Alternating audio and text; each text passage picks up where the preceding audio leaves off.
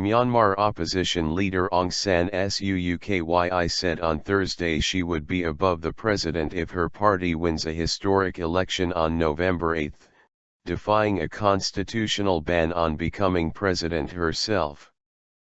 Suu Kyi's remarks could complicate her already fraught relations with Myanmar's military, which drafted the 2008 constitution to preserve its power and effectively exclude her from leading the country. Her National League for Democracy, NLD, is the frontrunner in the first general election since a semi-civilian government took power in 2011 after nearly 50 years of military dictatorship. If we win, and the NLD forms a government, I will be above the president.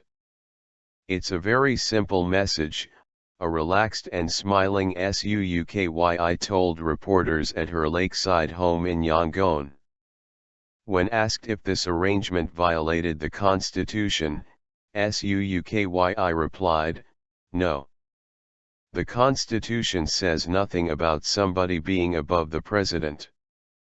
The constitution however states that the president takes precedence over all other persons in Myanmar, and Zahde, a senior official at the president's office, told Reuters that Suu Kyi's comments were against the constitutional provision. The constitution also reserves a quarter of all parliamentary seats for the military and bars presidential candidates with foreign spouses or children. Suu Kyi had two sons with a late British academic. While the constitution is far from perfect, and understandably perceived as a flawed document, it still serves as the basis for Myanmar's current political system, including the elections this weekend," said Nyantha Malin, managing director at political consultancy Vreens and Partners in Yangon. Suu Kyi said the NLD had already chosen someone who was prepared to act as president, but would not say who it was. According to speculation in Myanmar's media, likely candidates include the Speaker of Lower House, an aging NLD party patron, and even Suu Kyi's personal physician. The United States, which has welcomed reforms in Myanmar but expressed concerns about the existing constitution, declined specific comment on Suu Kyi's remarks. There are many hypothetical scenarios, and we do not want to prejudge any outcomes, State Department spokesman John Kirby said, while stressing the importance of the election being as credible, transparent, and inclusive as possible. "We will closely monitor the process that will lead to the formation of a new government, and we will emphasize the importance that key political institutions respect the outcome of that process," he added.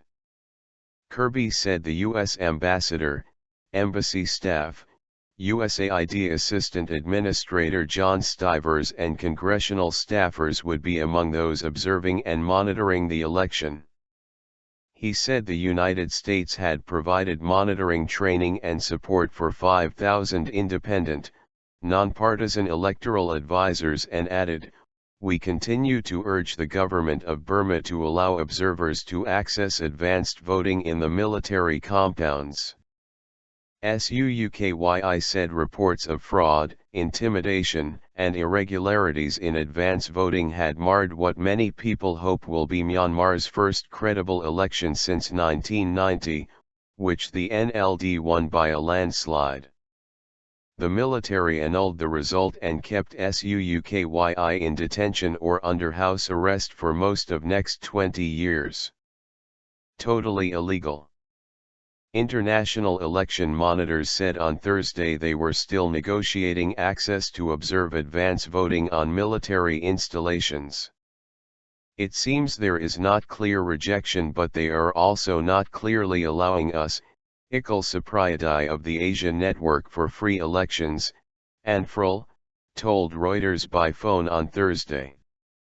Myanmar's Army Forces Chief General Min Aung Hlaing had granted European Union, EU, observers access to advance voting in military installations, but the details were still being hammered out, EU chief observer Alexander Graf Lambsdorff told reporters on Thursday.